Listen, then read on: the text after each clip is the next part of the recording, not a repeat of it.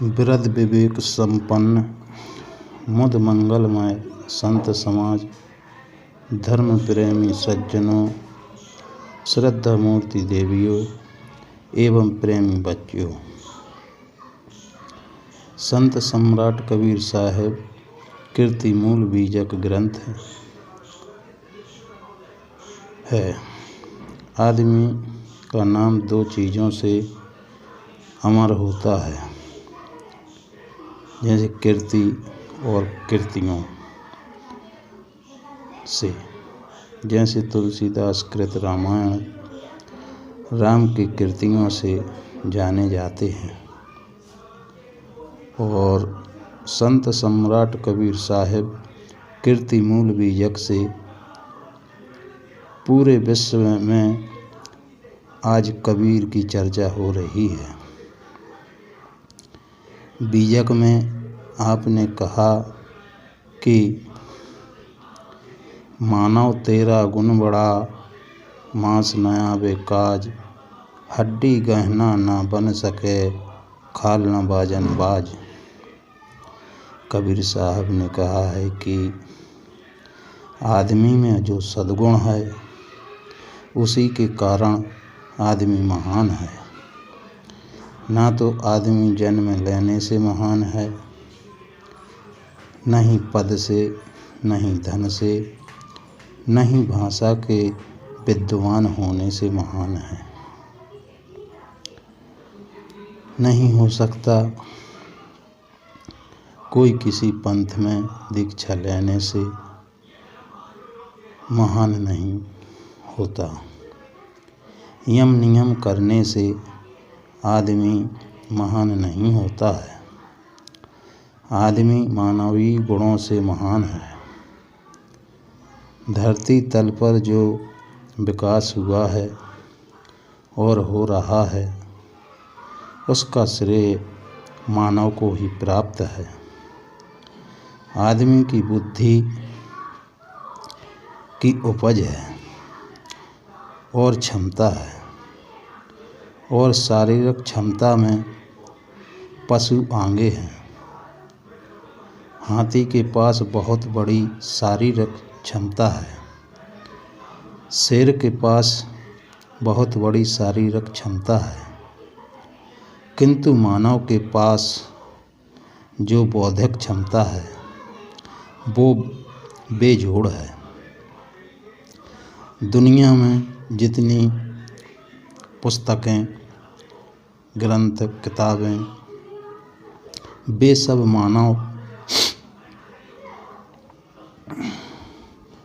मानव मस्तिष्क की उपज है। पूरे विश्व में आदमी ही किताबें लिखता है और आदमी ही किताबें पढ़ता है। लोगों ने मान लिया कि हमारी किताब आसमान से आई है। ये आदमी की श्रद्धा है, वास्तविकता नहीं है। पुस्तकें मानवीय मस्तिष्क की उपज है, इसलिए सब किताबें पढ़ना चाहिए। चाहे हिंदू की हो, चाहे मुसलमान, सिख, ईसाई की हो, सबको पढ़ना चाहिए। कबीर साहब का हृदय महाविशाल है। जैसे समुद्र है, सभी नदियाँ निकलकर समुद्र में समा जाती हैं। कबीर साहब ने कहा है कि साधु ऐसा चाहिए जैसे सूप सुहाए, सार सार को बह रहे, थोता दे उड़ाए। सूपा का स्वभाव होता है अनाज को तो अपने पास रखता है, और थोथा यानी भूसा को उड़ा देता है। अनाज यानी सार, भूसा यानी कचरा। सार को तो अपने पास रखता है और असार को उड़ा देता है। इसलिए सभी किताबों को पढ़ें और वस्तु को अपनाएं।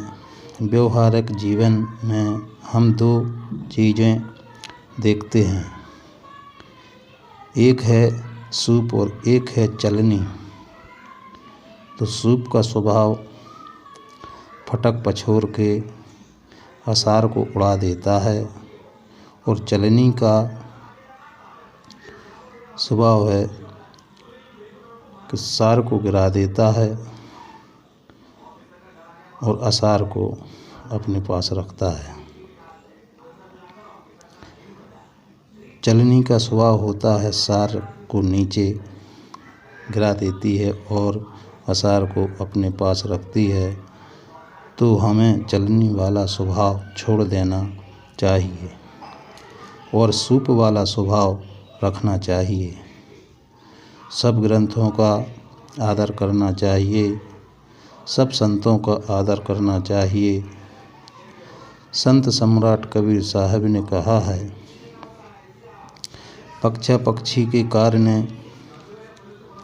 सब जग रहा भुलान, निरपक्ष होके हरि भजे सोई संत सुजान। किसी का भी पक्ष नहीं करना चाहिए, चाहे हिंदू हो या मुसलमान या सिख या ईसाई। कबीर साहब की नज़र में सभी मानव हैं। व्यवहारिक जीवन में आदमी परखता है, आदमी सब्जी खरीदता है तो परखता है अच्छी है कि खराब है। फल खरीदता है तो परख करता है, कपड़ा खरीदता है तो परख करता है अच्छा है या नहीं। सोना चांदी खरीदता है तो परख करता है। व्यवहारिक जीवन में जितनी चीज़ें खरीदता है सब चीज़ों की परख करता है, परंतु ग्रंथों में जो लिखा है उसकी परख नहीं करता। जीवन में जो चीज़ें ज़रूरत हैं उसकी तो परख करता है, पर जीवन में कैसे खुशहाली आएगी उसकी परख नहीं करता। बस यही भूल हो जाती है। ग्रंथों में जो वाणी लिखी है उसकी भी आप परख करें। जो लिखा है सब सच नहीं है, जो चमकता है सब सोना नहीं होता, उसकी भी परख की आवश्यकता है। परख जो व्यक्ति नहीं करता है, ग्रंथ में लिखी हुई वाणी की अपनी मान्यताओं और विचारों की परख नहीं करता है, अंत समय में पछताता है। जैसे एक सेठ पछताता है। एक सेठ जी थे, धार्मिक प्रवृत्ति के थे। एक आदमी बड़ा चालाक था, उसने एक तोता फंसा के अपने घर ले गया था और उसको सिखा दिया, पढ़ा दिया एक सूत्र, और वो सूत्र है, इसमें क्या संदेह। तोता एक ऐसा पक्षी है, उसको जो सिखाओ वो सीख जाता है। जब तोता अच्छी तरह से बोलने लगा, इसमें क्या संदेह है,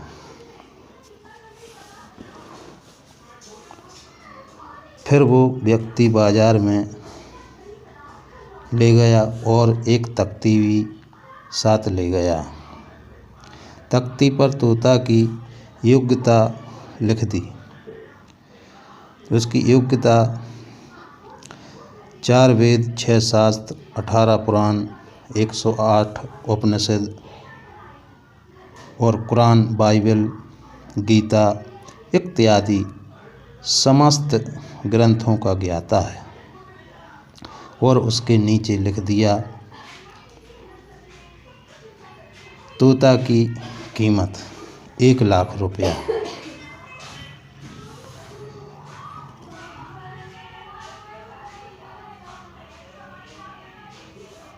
जो भी आदमी उस रास्ते से गुजरता और तोता की योग्यता को पढ़ता तो मन में विचार आता, तोता हमें लेना चाहिए। जब नीचे देखते तोता की कीमत 1,00,000 रुपये तो मन की बात मन में रह जाती।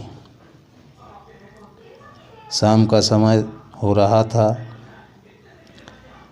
एक सेठ जी पहुँचे, बड़े धार्मिक प्रवृत्ति के थे।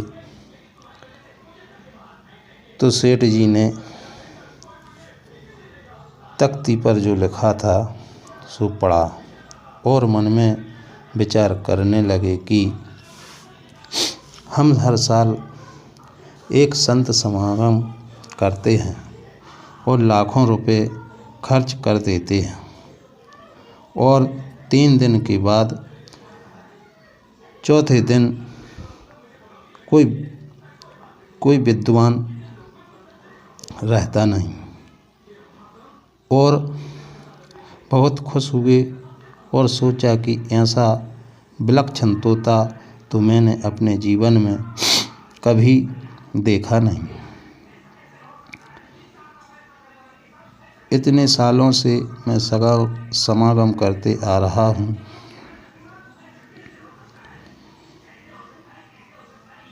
मनो इतने ज्ञाता संत नहीं मिले। ये तोता इतनी बड़ी व्यवस्था है कि समस्त शास्त्रों का ज्ञाता है और एक बार ले लेंगे तो जिंदगी भर हमको सुनाएगा। सेठ जी तोता ले आए।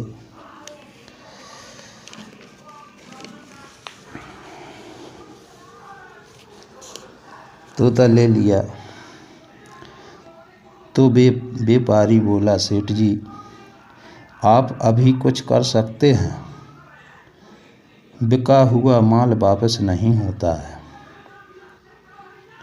जितने व्यापारी होते हैं सब इस ट्रक का उपयोग करते हैं कि बिका हुआ माल वापस नहीं होता है। तो सेठ जी बोले, क्यों तोताराम, सच में तुम्हें चारों वेद याद हैं?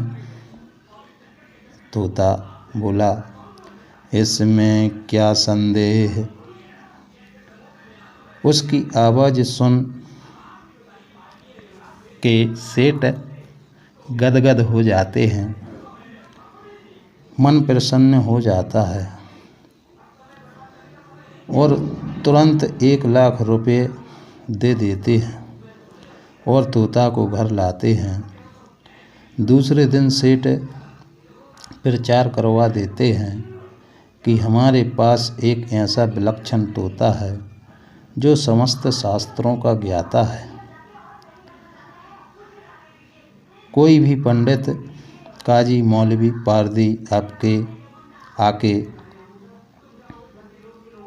आजमा सकते हैं, शास्त्र अर्थ कर सकते हैं।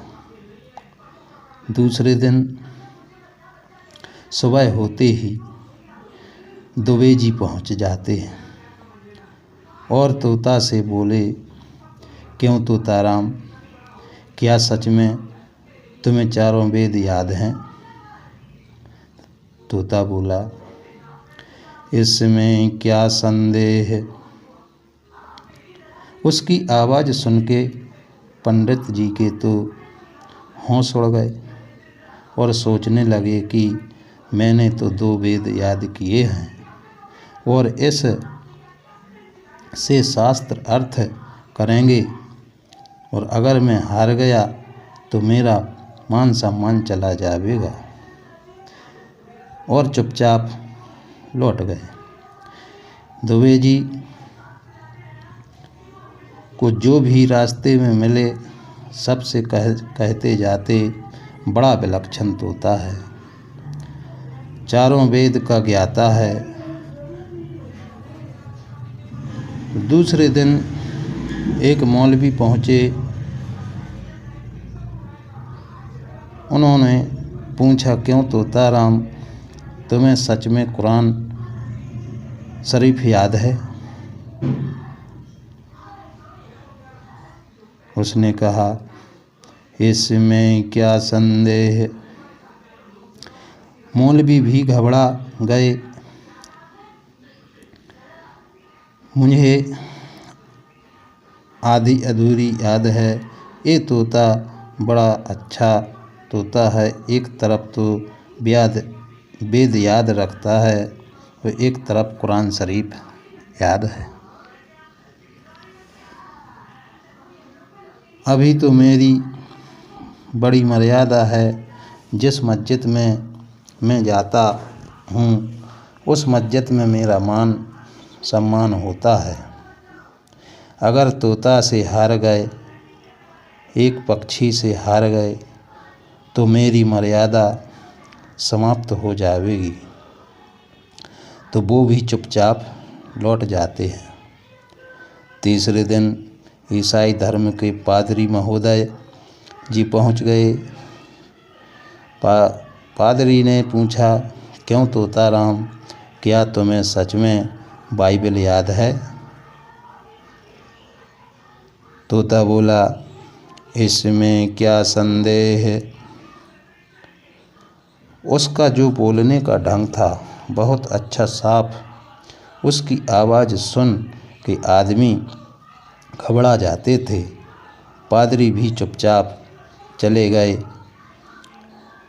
जहाँ चार आदमी इकट्ठे होते वहाँ सेठ के तोते की चर्चा होती। सेठ जी के अहंकार को बड़ी तृप्ति मिली। जहाँ जाओ वहाँ तोते की चर्चा होती है। भ्रमण करते हुए एक विवेकी संत आ गए। पारखी संतों की बड़ी विलक्षण शक्ति होती है। कबीर साहब ने कहा है, साधु साधु सब बड़े, सब अपनी अपनी ठौर, शब्द विवेकी रतन पारखी बे माथे के मोर।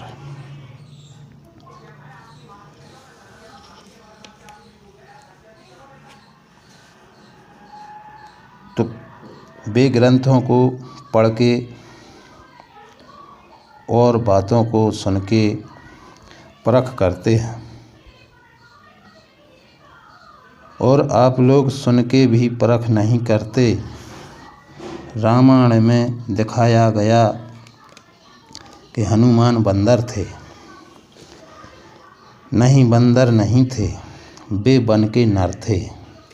यदि बंदर थे तो संस्कृत भाषा कैसे बोलते? राम से इतनी जल्दी संपर्क कैसे साध लेते और कैसे बात करते? बंदर जनेऊ कैसे पहनते? बंदर के पैर देखें, बंदर की एड़ी बिल्कुल चपटी होती है और आदमी की एड़ी ऊंची होती है। आप लोग ना तो देख के परखते हैं, ना पढ़ के, ना सुन के परखते हैं। जो लिखा है वो मान लेते हैं,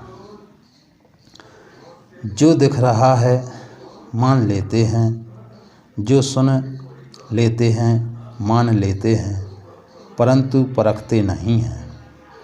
महाभारत में जामवंत की लड़की कृष्ण को ब्याही थी और जामवंत को लोग भालू कहते हैं। तो भालू की लड़की कृष्ण को कैसे ब्याही जाती? कुछ तो विवेक करना चाहिए, कुछ तो विचार करना चाहिए। ग्रंथों को पढ़ते हैं और सुनते हैं परंतु परख नहीं करते, इसलिए भूल जाते हैं, याद नहीं रहता। वो विवेकी पारखी संत थे। जैसे नगर में पहुँचे, लोगों ने कहा, महाराज जी, यहाँ एक सेठ के पास एक विलक्षण तोता है, समस्त शास्त्रों का ज्ञाता है। महाराज जी ने कहा, ऐसा नहीं हो सकता। एक आदमी सब भाषाओं का नाम नहीं जान सकता है और भाषाओं में साहित्य है तो उस साहित्य को कैसे जान सकता है? आदमी नहीं जान सकता तो एक पक्षी कैसे जान सकता है? तो आदमी बोले, महाराज, शंका की कोई बात नहीं, आप चल के शास्त्र अर्थ कर ले। तो संत वहाँ पहुँचे और सेठ जी ने देखा कि संत आए हैं तो तुरंत आसन दिया और बिठाया और सेठ ने पूछा, आप कैसे पधारे? महाराज जी बोले, हमने सुना है कि आपके पास एक तोता है जो समस्त शास्त्रों का ज्ञाता है, उससे मेरी एक बात पूछना चाहता हूँ। सेठ बहुत खुश हुए। सेठ कहने लगे कि बड़े बड़े विद्वान लोग आए और हमारे तोता से हार मान के चले गए हैं। ये घूमने फिरने वाले महात्मा क्या पूछेंगे? सेठ बहुत खुश है। सेठ महाराज जी को तोता के पास ले जाते हैं। महाराज जी ने पूछा, क्यों तोताराम, सच में तुम्हें चारों वेद याद हैं? उसने कहा, इसमें क्या संदेह। उसकी आवाज़ सुन के महाराज जी के मन में बहुत बड़ा प्रभाव पड़ा, किंतु वे पारखी संत थे। उन्होंने कहा, अच्छा है, ऋग्वेद का पहला मंत्र सुनाओ। तोता बोला, इसमें क्या संदेह। महात्मा ने कहा, संदेह तुम्हें नहीं, संदेह तो हमें है जो हम पूछ रहे हैं। महाराज जी दूसरा प्रश्न करते हैं, क्यों तोताराम, तुम्हें सच में गीता याद है? तोता ने कहा, इसमें क्या संदेह। महाराज बोले,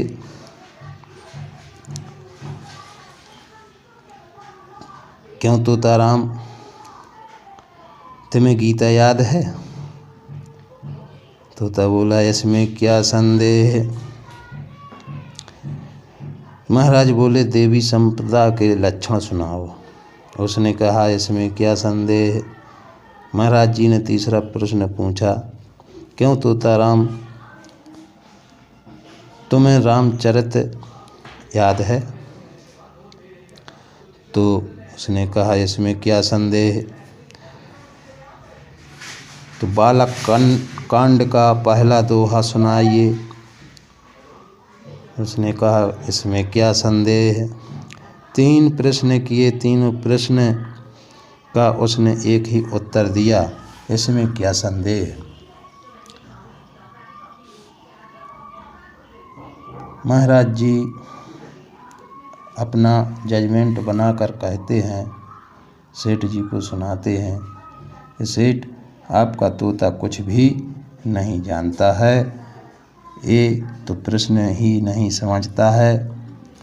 मैं जो पूछता हूँ, ऋग्वेद का पहला मंत्र सुनाओ, तो ये कहता है, इसमें क्या संदेह। मैं पूछता हूँ कि गीता में देवी संपदा का क्या लक्षण है, तो कहता है, इसमें क्या संदेह। मैंने जितने ही सवाल पूछे उसने एक ही उत्तर दिया है कि इसमें क्या संदेह है।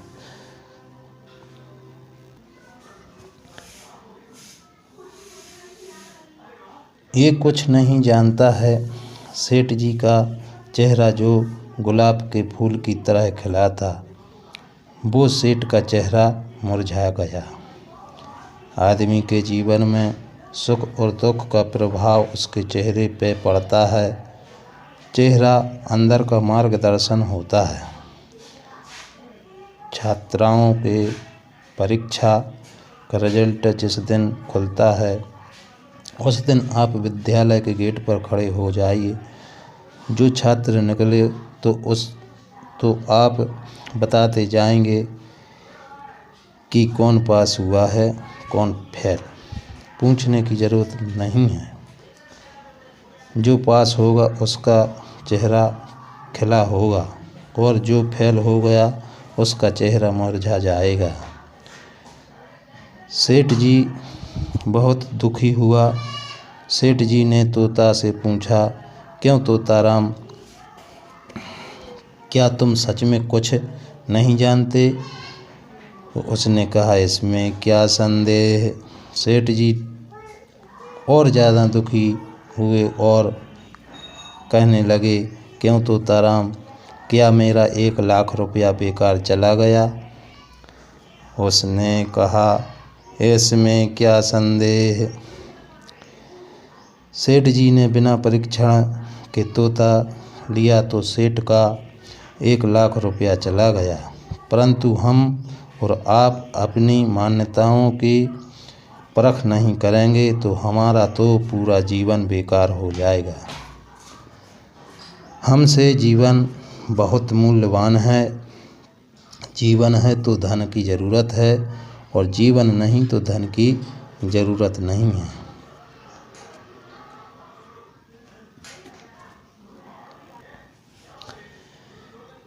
जो अपनी मान्यताओं की परख नहीं करता उसका पूरा जीवन खराब हो जाता है। हम भौतिक चीज़ों की तो परख करते हैं परंतु ग्रंथों में लिखी बातों की परख नहीं करते हैं। आज तक कोई परख नहीं किया है। गणेश जी की मूर्ति का दर्शन करते हैं और आप नीचे आदमी का फोटो है, ऊपर हाथी का सूंड लटकाया गया है। लोग कहते हैं कि शंकर ने उसका सर काट दिया था और पार्वती के कहने से हाथी की गर्दन काटकर उसमें फिट कर दिया था। आप कभी बुद्धि से विचार करते हैं कि जिस आदमी की गर्दन काट दिया जाए वो जिंदा रहेगा कि मर जाएगा? जिंदा रहेगा। ना हाथी की गर्दन ना आदमी के शरीर में हाथी का गर्दन फिट होता नहीं। किंतु कोई विचार ही नहीं करता। सब उसी गणेश की मूर्ति बनाकर पूजते चले जाते हैं। कभी आदमी सोचता नहीं कि ये सही है या गलत है, सच है कि झूठ है। हकीकत का विचार नहीं करते।